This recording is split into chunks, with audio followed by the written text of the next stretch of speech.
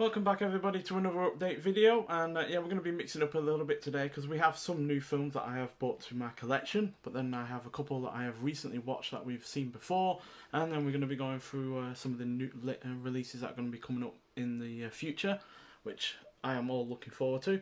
So yeah, we're going to start off with the ones that I recently bought, and yeah, the first of those is It, the Terror from Beyond Space, and yeah, not particularly a great film or anything like that. It's only 70 minutes long, it's extremely cheap, but if you're into your B-movie, sci-fi / horror films from the 50s, then I highly recommend this.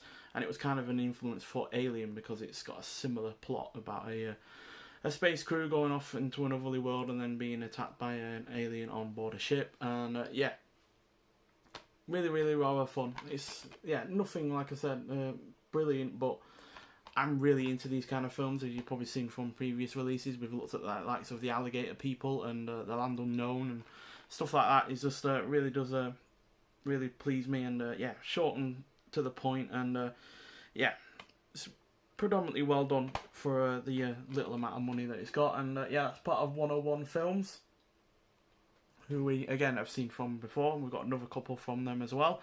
Second of which is 2 Minute Warning, starring Charlton Heston and John Cassavetes, who I've seen plenty from before. Charlton Heston probably mostly well known for the Planet of the Apes, but he's been in numerous other films as well. And yeah, this is a really good release because not only do you get it on DVD and Blu-ray, if that's your kind of thing, so yeah, it's pretty nice. But the most important thing for me is the fact that you get a poster with it, which is a really rather nice poster, and I didn't expect to get one, to be honest. But we have had posters from 101 Films before, again, Land Unknown and Alligator People being two of them, as well as Tarantula. So yeah, it's a really nice poster.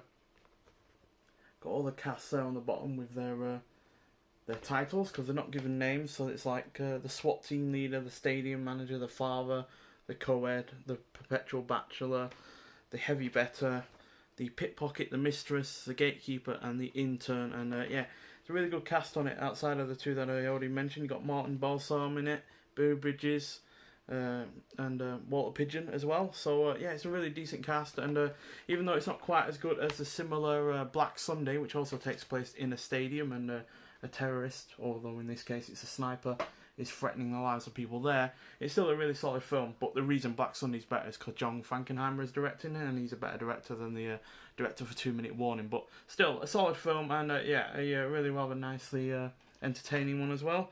It's yeah, a little under 2 hours, but it's still pretty damn good. And there's the back, just because I didn't show it here. So yeah, solid film overall. And finally, from 101 Films, we have Toy Soldiers, starring Sean Astin and Louis Gossett Jr. Sean Astin obviously being more well known for being Samwise Gamgee in the Lord of the Rings trilogy, and this is about 10 years before that. But yeah, it's still a really solid film. It's basically a Die Hard clone, as it's a bunch of delinquent students that are well known for getting into trouble and causing trouble and all that lot, end up being taken hostage in their campus and have to fight back. It's basically a Die Hard clone, but it's definitely one of the better of the Die Hard clones because it's got really good action, a solid cast, and it's generally entertaining. So yeah, just a simple one disc on this one, just like It, which I didn't show off, but it does have a one disc one as well. So yeah, solid film, nothing spectacular, and the director hasn't done anything I've seen from before or even heard of, but it's still a reasonably good film. And yeah, now we're getting on to the 4K films that I recently got, the first of which is A Quiet Place with Emily Blunt and John Krasinski, who also directed it as well. And yeah, recently saw the second one of this at the cinema, and it was great. And yeah, it's a really worthy sequel to this. And yeah, both of them are about the same really, because they do different stuff. They expand on the story on the second one, but then the limited scope of the first one is really nice. So yeah, you get both elements from both films really that you really want from a horror that is quite original. So yeah, I've not seen it on 4K yet, but I imagine it will look good. And yeah, I'm looking forward to the second film being given a release. But I got this because it was half price with the other films that I bought. So yeah, it was well worth it. It's only a tenner instead of 20, which is quite frankly a solid deal, to be honest. And yeah, as per usual, you get the Blu-ray with it, but they're only blank discs, so there's nothing special with them. But doesn't really matter, to be honest. It's just a standard 4K release. So yeah, there we go.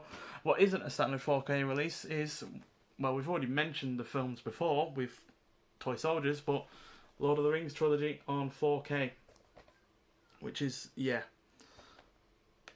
a great looking cover, really nice and shiny. Obviously, it's not the ultimate version of these films because there are a trilogy of steelbooks out there, but they were going for £100, and I just don't think steelbooks are worth that much, especially since I would never be able to show all three off at the same time. So yeah, it's a really solid release regardless of it not being the ultimate version. And yeah, it was going for 75. I got it for 60. It was 20% off at HMV, but then I only have to pay half towards that because I split it with my brother. So yeah, really nice collection. It's got the theatrical and extended versions on there. So yeah, even longer than the originals. I think the is it the last one or the first or the second one that is well over 4 hours. But regardless, yeah, you get all of them in there. So and you get this special features as well, I imagine. There's 2 towers on 3 discs, and then Lord of the Rings Return of the King on 2 discs. What does worry me is that it says extended version disc 1 on there, and then it's extended version disc 2 on there. So are they split, or is it just purely the special features that are on the second disc? I'm not sure. But either way, I am looking forward to getting back into the extended versions, because even though I did see the standard versions at the cinema recently, I am looking forward to getting to the extended versions, especially now they're on 4K. So yeah, really looking forward to getting through them. And secondly, we're looking at a couple of films that I've recently watched that we've already seen. So yeah, I recently watched Dragon Wick, which was really rather good. Wasn't the kind of film I was expecting it to be. For some reason I had it in my head that it was a film noir, probably because Vincent Price at the time was also in other film noirs, so I was expecting it to be like that. But it's a period drama with some like gothic thriller undertones to it. But it isn't anywhere near as, you know, light-hearted as a period drama might seem. It's really rather quite dark in areas. But yeah, Vincent Price, Gene Tierney are all good, as well as Walter Houston. And yeah, it's solidly paced, lushly produced, and yeah, really rather engrossing. And it's not my favourite Joseph L. Mankiewicz film I've seen. No Way Out is probably the better of the two, but yeah, still a really rather solid film. And I also finally got around to watching Scarface, which isn't any real point in comparing it to the Brian De Palma version from the 80s, but still a really rather solid effort in its own right, and it's far more action-packed and better paced than you would expect you know, a film like this from the 30s is.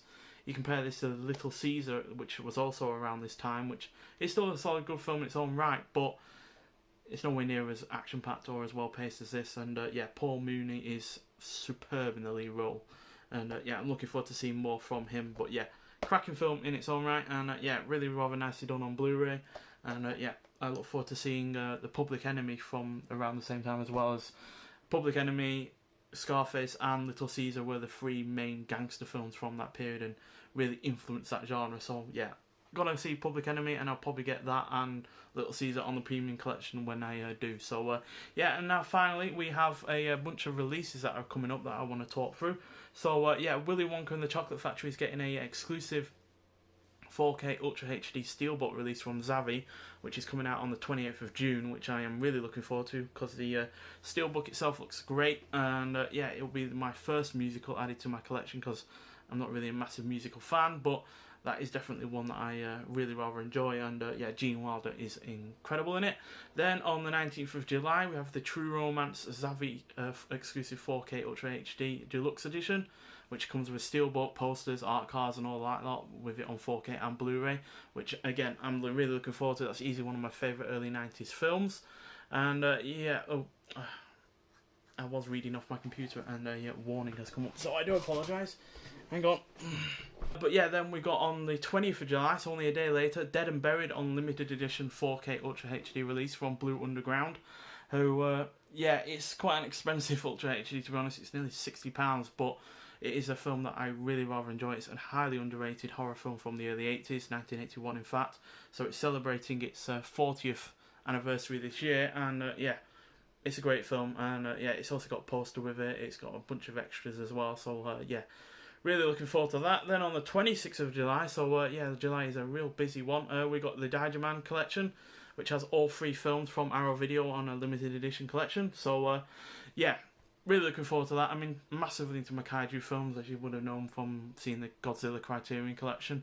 So yeah, really looking forward to that. It's also got posters and extras in it with it, and yeah, all 3 films on Blu-ray, which I've never seen on a high quality version of those films before. Always cheapo DVDs from like the early 2000s. So yeah, really looking forward to that. And then also on the 26th of July, we have the Babadook Limited Collector's Edition on 4K Ultra HD. Again, easily one of my favourite recent horror films. It's got a fantastic lead performance from... I've forgotten her name now, but she's really good. And the child actor is also really good in it. And it's really rather good at engaging you with its mythology, but also with the real life horror of, you know, bringing up a child and the child not being quite what you'd expect or anything like that. So it's really good at that. And then on the 2nd of August, we have the Sergio Martino collection. Now, granted, you can get all 3 of these films separately if you so wish. It's A Case of the Scorpion's Tail, Your Vice is a Locked Room and Only I Have the Key, and then what was it? I just watched it yesterday or the day before. I'm drawing a blank.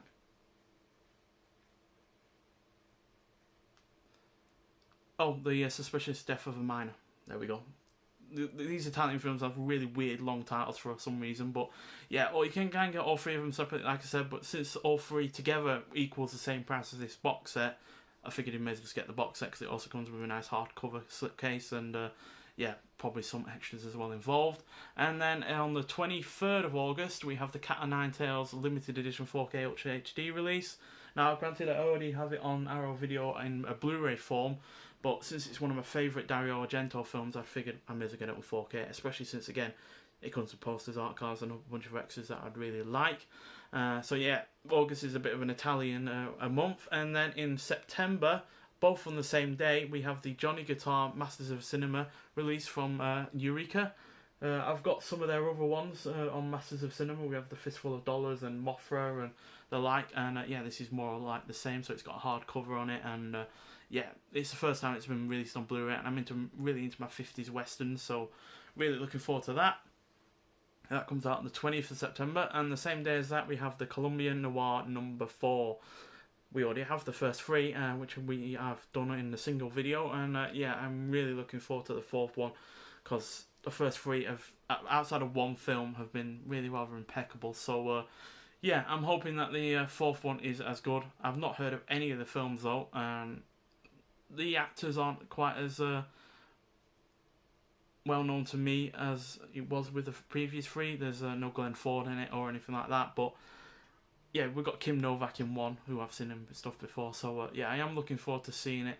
I think she's in 1, she might be in 2 or more, but yeah, I am really looking forward to seeing them. They are getting a first time Blu-ray release in the UK, so yeah, again, I'm looking forward to that, and yeah, it should be a nice collection as well, especially if it's made in the same way as the other 3, which are all separate in the films, and they're all in these nice cardboard sleeves and stuff. So yeah, they're the films that I'm looking forward to. So it's going to be a busy next few months, and obviously that's outside of any offers that become available or any more films that I end up seeing that become available on eBay or other sites. So yeah, I am really looking forward to them, and I hope you are as well. Be interested to see what you guys are looking forward to buying in the future or have already bought recently. And yeah, nonetheless, thanks for watching, and I'll see you in the next one. Bye.